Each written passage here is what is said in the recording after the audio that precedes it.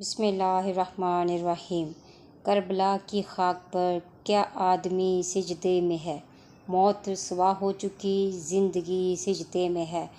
وہ جو ایک سجدہ علی کا بچ رہا تھا وقت فجر، فاطمہ کا لال شاید اب اسی سجدے میں ہے۔ ناظرین، آج کی اس ویڈیو کا آغاز کرنے سے پہلے میری آپ سے درخواست ہے کہ میرے چینل کو سبسکرائب کر لیں تاکہ میری ہر نئی ویڈیو کا نوٹیفیکیشن آپ کو مل سکے۔ آج کی اس ویڈیو میں دو باتیں بیان کروں گی۔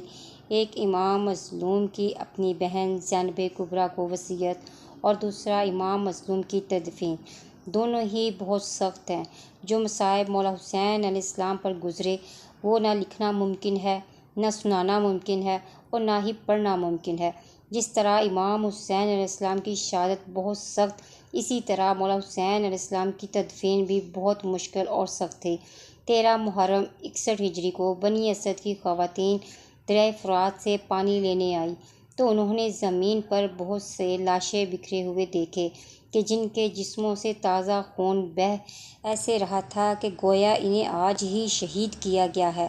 خواتین یہ منظر دیکھ کر روتی ہوئی واپس اپنے قبیلے والوں کے پاس گئی اور ان سے کہا، تم یہاں اپنے گھروں میں بیٹھے ہو اور رسول خدا صلی اللہ علیہ وآلہ وسلم کے بیٹے امام حسین علیہ السلام اور ان کے اہل و عیال اور ساتھیوں کو ریت پر قربانی کے جانوروں کی طرح ذبح کر دیا گیا ہے۔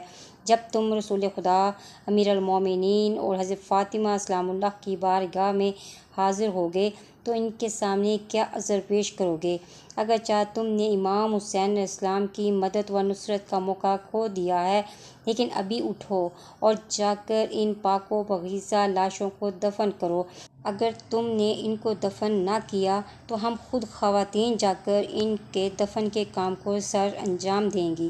اس کے بعد بنی اسد کے مرد ان پاک و طاہر لاشوں کو دفنانے کے لیے آ گئے، لیکن ان کو یہ معلوم نہ تھا کہ کون سا لاشا کس کا ہے۔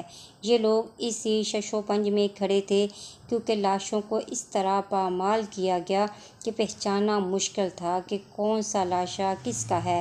مولا حسین علیہ السلام کا زخموں سے چور چور، گھوڑوں سے پامال شدہ لاشا کربلا کی جلتی ریت پر بے گور و کفن پڑا تھا۔ اللہ کا قانون ہے کہ معصوم کی تدفین معصوم نے ہی کرنی ہوتی ہے، اس لیے بحکم خدا باجازِ امامت مولا سید سجاد علیہ السلام اپنے بابا اور حضرت امام حسین علیہ السلام کی تدفین کے لیے کوفے سے کربلا تشریف لائے۔ امام سجاد گھوڑے پر نمودار ہوئے اور روتے ہوئے انہیں کہہ رہے تھے، میں تمہاری ان لاشوں کے بارے میں رہنمائی کرتا ہوں۔ اس کے بعد وہ اپنے گھوڑے سے اترے اور مقتولین کے پاس سے گزر کر اپنے بابا امام حسین علیہ السلام کے لاشے کے پاس جا کر رک گئے، پھر بیٹھ کر لاشے کو گلے لگا لیا اور اونچی آواز میں رونا اور لاشے کو بوسے لینا شروع کر دیا اور فرمایا، اے میرے بابا، آپ کے بعد ہمارا کرب و علم بہت لمبا ہو گیا ہے۔ اے بابا، آپ کے بعد ہمارا حزن و غم بہت طولانی ہو گیا ہے۔ پھر امام زین العابدین علیہ السلام نے اپنے بابا کی قبر والی جگہ پر آئے، وہاں سے تھوڑی سی مٹی اٹھائی تو پہلے سے ایک بنی ہوئی قبر ظاہر ہو گئی۔ اس کے بعد امام زین العابدین علیہ السلام نے اپنے بابا کے لاشے کو تنہا ہی قبر میں رکھ دیا۔ امام حسین علیہ السلام کے لاشے کو قبر میں اتارنے میں امام زین العابدین علیہ السلام نے بنی اسد سے مدد نہ لی اور ان سے فرمایا، میرے ساتھ میری اس سلسلے میں مدد کرنے والے افراد موجود ہیں۔ امام زین العابدین نے اپنے بابا کے لاشے کو قبر میں رکھنے کے بعد اپنے رخسار ان کے کٹے ہوئے گلے پر رکھ کر فرمایا، سعادت و خوش بختی ہے اس زمین کے لیے جس نے آپ کے جسم کو اپنے اندر سمویا۔ اے بابا، آپ کے بعد یہ دنیا اندھیری ہو گئی ہے اور آخرت آپ کے ذریعے چمک اٹھی ہے۔ بابا، آپ کے بعد راتیں جاگتے ہوئے گزریں گی اور حزن و غم کبھی ختم نہ ہوگا۔ امام زین العابدین علیہ السلام نے اپنے بابا کو دفن کرنے کے بعد ان کی قبر پہ یہ لکھا، ھذا قبر الحسین بن علی ابن ابی طالب علیہ السلام الذی قتلوہ عطشانا غریبا۔ یہ حسین بن علی بن ابی طالب کی قبر ہے کہ جس کو اپنے وطن سے دور ان کے لوگوں نے پیاسا قتل کر ڈالا۔ امام حسین علیہ السلام کے دفن کرنے کے بعد امام زین العابدین علیہ السلام اپنے چچا حضرت عباس کے لاشے کے پاس آئے اور انہیں اس حال میں دیکھا کہ جس کی وجہ سے آسمان پہ ملائکہ بھی تڑپ اٹھے اور جنت کے محلات میں رہنے والی حوریں بھی رونے لگیں۔ امام زین العابدین علیہ السلام اپنے چچا حضرت عباس کے لاشے پر گر گئے اور کٹے ہوئے گلے کو بوسہ دے کر فرمایا، اے بنی ہاشم کے چاند، تیرے بعد دنیا اندھیری ہو گئی ہے۔ اے شہادت کا درجہ پانے والے، میرا آپ پہ سلام ہو اور خدا کی رحمتیں اور برکتیں آپ پر نازل ہوں۔ اس کے بعد امام زین العابدین علیہ السلام نے قبر بنائی اور اپنے چچا حضرت عباس علیہ السلام کے لاشے کو بھی اپنے بابا کی طرح تنہا دفن کیا۔ امام زین العابدین علیہ السلام نے اپنے چچا حضرت عباس علیہ السلام کو دفن کرنے کے بعد بنی اسد کو باقی تمام شہداء کی تدفین میں شریک کیا اور ان کو 2 قبریں بنانے کا حکم دیا۔ ایک میں امام علیہ السلام نے بنی اسد کی مدد سے بنی ہاشم کو دفن کیا اور دوسری قبر میں باقی تمام اصحاب کو دفن کیا۔ البتہ جناب حر کے لاشے کو ان کے قبیلے والے عاشور کے دن ہی وہاں سے لے گئے تھے کہ جہاں آج ان کا مزار ہے۔ جب امام زین العابدین علیہ السلام تمام لاشوں کو دفنانے کے بعد واپس جانے لگے، گھوڑے پر سوار ہوئے تو بنی اسد نے ان سے چمٹ گئے اور کہنے لگے، آپ کو ان ہستیوں کا واسطہ کہ جن کو آپ نے اپنے ہاتھوں سے دفن کیا ہے، اب یہ تو بتاتے جائیں اب ہیں کون؟ تو امام علیہ السلام نے فرمایا، میں اللہ کی طرف سے تم پر حجت ہوں، میں علی بن حسین ہوں۔ اس کے بعد امام زین العابدین علیہ السلام جس طرح باجازِ امامت کوفہ سے کربلا آئے تھے اسی طرح واپس چلے گئے اور اسیران کربلا کے ساتھ مل گئے۔ اب میرا دوسرا موضوع تھا بی بی زینب سلام اللہ کو مولا حسین پاک کی وصیت۔ امام حسین علیہ السلام وصیت کر گئے تھے، زینب بہن، میرا کام ختم ہوا اور تمہارا کام شروع ہوا۔ کربلا تک میرا کام تھا اور شام تک تمہارا ہے۔ زینب بہن، اپنے بھائی کو دعاؤں میں یاد رکھنا۔ جب قیدی آئے ہیں دربار میں، بعض لوگ نہ سمجھے ہوں گے یہ کون قیدی ہیں۔ ایسے قیدی چشم فلک نے کبھی نہیں دیکھے تھے۔ رسول اللہ کی بیٹیاں، فاطمہ الزہرا سلام اللہ کی بیٹیاں، یہ قید کی گئی تھی۔ مسلمانوں، اگر کسی نے یہ خبر نہ سنی ہوتی تو شاید یہ سننے کے بعد دل کی حرکت بند ہو جاتی۔ رسول خدا کی بیٹی قیدی اور اس طرح کے بازار میں پھرائی بھی گئی ہے۔ کبھی کبھی کچھ لوگوں کے دلوں میں یہ بات آتی ہے، کبھی شکایت بھی پیدا ہوتی ہے کہ یہ کیوں ایسا ہوا۔ جناب زینب چاہتی اور ذرا سا ہاتھ اٹھا دیتی، کیا مجال تھی، کوئی قوت تھی کہ وہ اس طرح سے قید کر کے لے جاتا۔ بات یہ تھی کہ امام حسین علیہ السلام وصیت کر گئے تھے کہ بہن، میرا کام ختم ہوا اور تمہارا کام شروع ہوا۔ کربلا تک میرا کام تھا، شام تک تمہارا کام ہے۔ جب سے حکومت دنیا میں بنی ہے، اس کا طریقہ کار یہی رہا ہے کہ کسی اپنے دشمن کو اگر وہ ذلیل کرے یا قتل کریں یا قید خانے میں ڈال دیں تو کوئی نہ کوئی عیب اس میں نہیں بھی ہے تو عیب اس میں لگایا جاتا ہے، پروپیگنڈا کروایا جاتا ہے کہ یہ شخص اچھا نہ تھا اس لیے قید خانے میں ڈالا گیا ہے۔ یزید اس چیز کو اچھی طرح سے جانتا تھا کہ پروپیگنڈا کیوں اور کیسے کروایا جاتا ہے، کیونکہ اس نے اس جگہ پرورش پائی تھی جو اس قسم کے پروپیگنڈوں کا گھر تھا اور روزانہ وہ ان چیزوں کو دیکھتا تھا۔ وہ اچھی طرح سے سمجھ سکتا تھا کہ کس شخص پر الزام لگانے کے کتنے طریقے ہو سکتے ہیں اور کس طرح سے لوگوں میں اس کے اثر و رسوخ کو زائل کیا جا سکتا ہے۔ امام حسین علیہ السلام یہ جانتے تھے، اسی لیے امام حسین علیہ السلام نے جناب زینب کو منتخب کیا تھا۔ یقیناً مولا نے فرمایا ہوگا، میری بہن، حکومت جو پروپیگنڈا میرے خلاف کرے گی، اگر تم شام تک چلی جاؤ گی تو یہ تمام قوتیں ختم ہو جائیں گی۔ ایک تمہاری آواز دنیا پر چھا جائے گی۔